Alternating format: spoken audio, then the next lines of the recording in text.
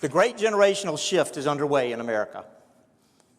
What I'm talking about is the post-baby boomer shift that all the demographers and futurists were telling us was coming for generations.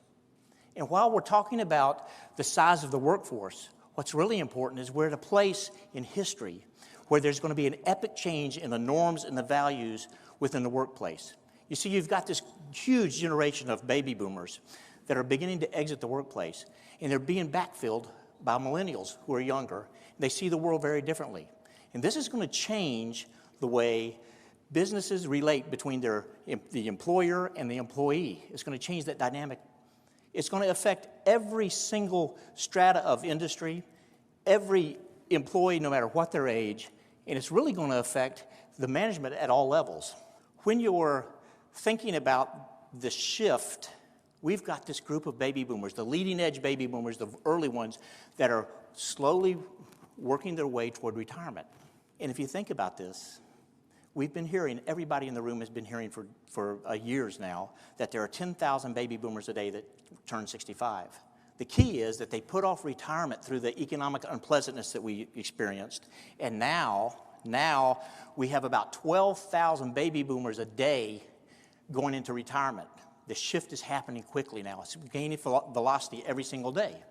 So that changes things drastically. What's really important here is as we look at all the different generations, each one of them sees the world very differently. They all have their generational biases, and each one of them sees the world through a different lens.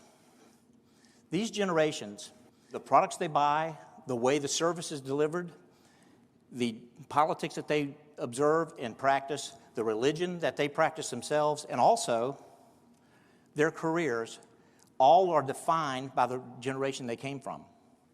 And if you look at this, the largest generation that we had ever had in America at one time was the baby boomers. 80 million baby boomers. There they are.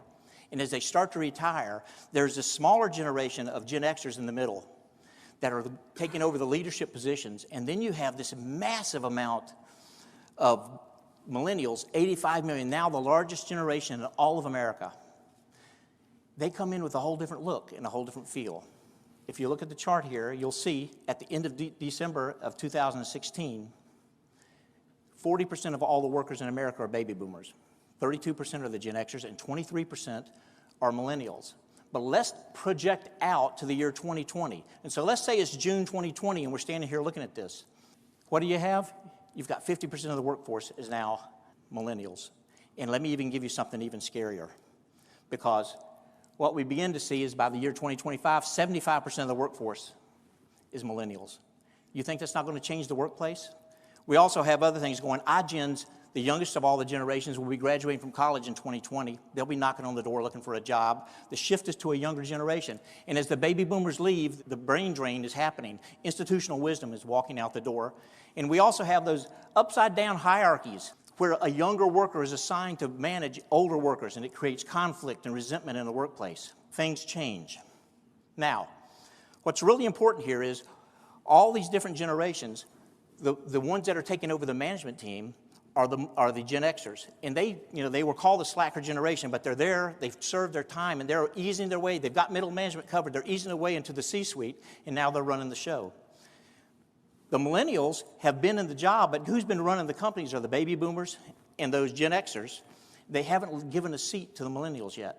But when you become 75% of the workforce, you can demand a seat at the table, and you can demand that I am going to be in a leadership position in this company, because that's what you're going to have to do. So as we go through this, the shift and the things you have to have in mind are you ready for this? We know that the chief complaints, because millennials shift and go from job to job, are they're underutilized, they're very well educated, but they've been parked in jobs that they feel they're much more qualified to do other things. And number two, they're not being groomed for leadership.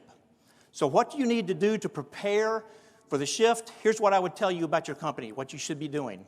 Number one, determine the generational shift and how it's going to play out in your immediate plans and in your long-term plans. Number two, reevaluate your benefits and incentives, because what worked for one generation doesn't work for another.